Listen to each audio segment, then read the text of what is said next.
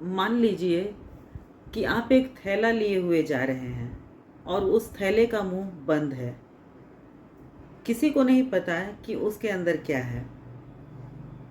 अचानक से कोई आपको ज़ोर से धक्का दे देता है और वो थैला ज़ोर से ज़मीन पर गिर जाता है और उसका मुंह खुल जाता है।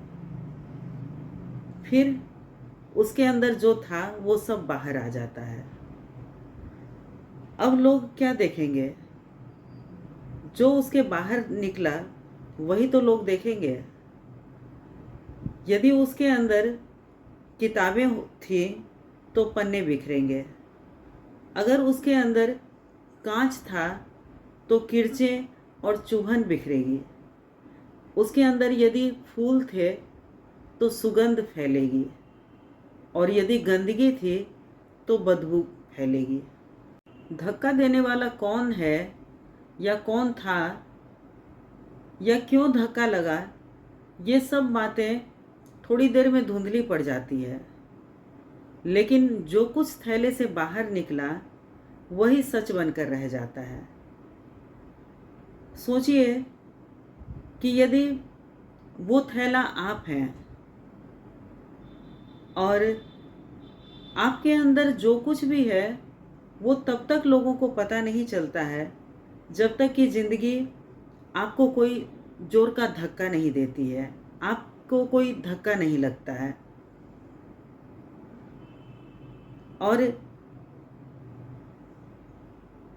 जब आप कितने भी ऊपर से शांत, सुसंस्कृत और सजीले दिखें, लेकिन यदि कोई गुस्सा, कोई धोखा या फिर कोई तरह का दुख आपके जीवन में आपको एक जोर का झटका देता है, तो वही सब तो बाहर आता है जो सच में आपके अंदर था।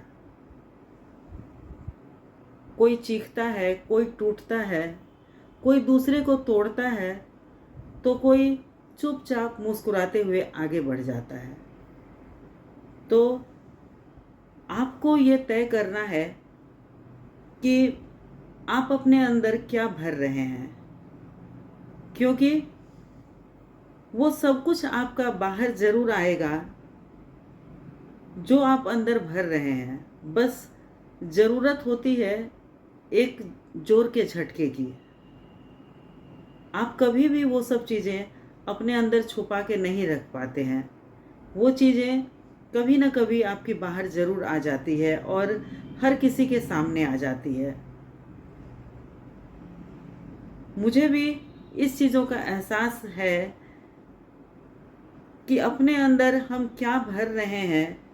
हम सोचते हैं कि हम उन चीज़ों को छुपा रहे हैं, दूसरे को नोटिस कर रहे हैं, उसकी छोटी छोटी गलतियों को हम नोटिस कर रहे हैं, छोटी छोटी चीज़ों को हम नेगेटिविटी को अपने अंदर हम जगह दे रहे हैं। क्योंकि जब हम दूसरे की कमियों को नोटिस करते हैं तो ऐसा नहीं है उसमें सिर्फ कमी है, उसमें कुछ खूबियाँ भी ज़रूर होती है, लेकिन हमारा ध्यान कहाँ जाता है? ये सब चीज़ें हमको अपने लिए नोटिस करनी चाहिए और अपनी कमियों को दूर करना चाहिए, जो हम नहीं करते हैं। और हम हमेशा दूसरों के प्रति बहुत बड़े जज बनकर दूसरों को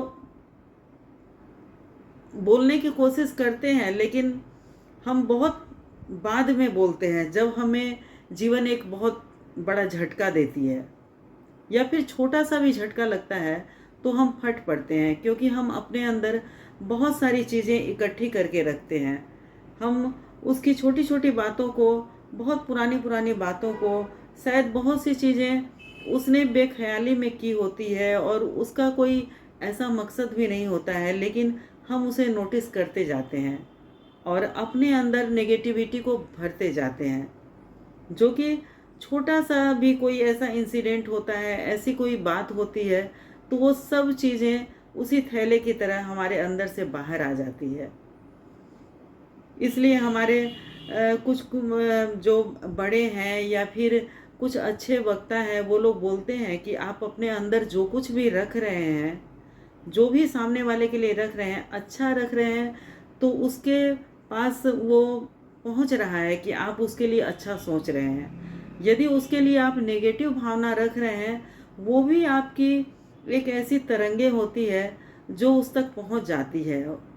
चाहे उसको आप बॉडी लैंग्वेज भी बोल सकते हैं कि वो आपकी एक्टिविटी से उसको समझ में आने लग जाता है कि आप उसके लिए कैसी भावना रख रहे हैं। तो प्लीज़ आप भी इन चीज़ों को ध्यान दीजिए और कोशिश कीजिए कि और अपना अंदर और बाहर एक समान करने की कोशिश कीजिए। शायद इससे सामने वाले से ज़्यादा आपको खुद को फ़ायदा होगा।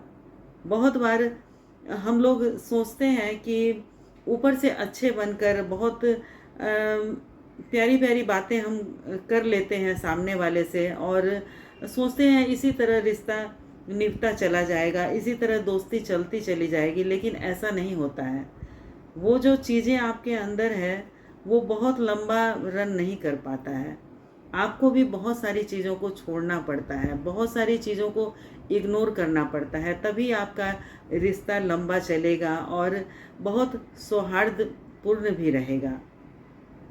Thank you friends. आपको भी इससे कुछ समझ में मतलब सीखने को मिला हो तो आप कमेंट्स में मुझे बताइएगा, क्योंकि ये भी मैं किसी मतलब अच्छे, मुझे बहुत पसंद आई थी ये रचना, मैंने फेसबुक पर देखी थी और मैं आप तक ये पहुंचा रही हूँ।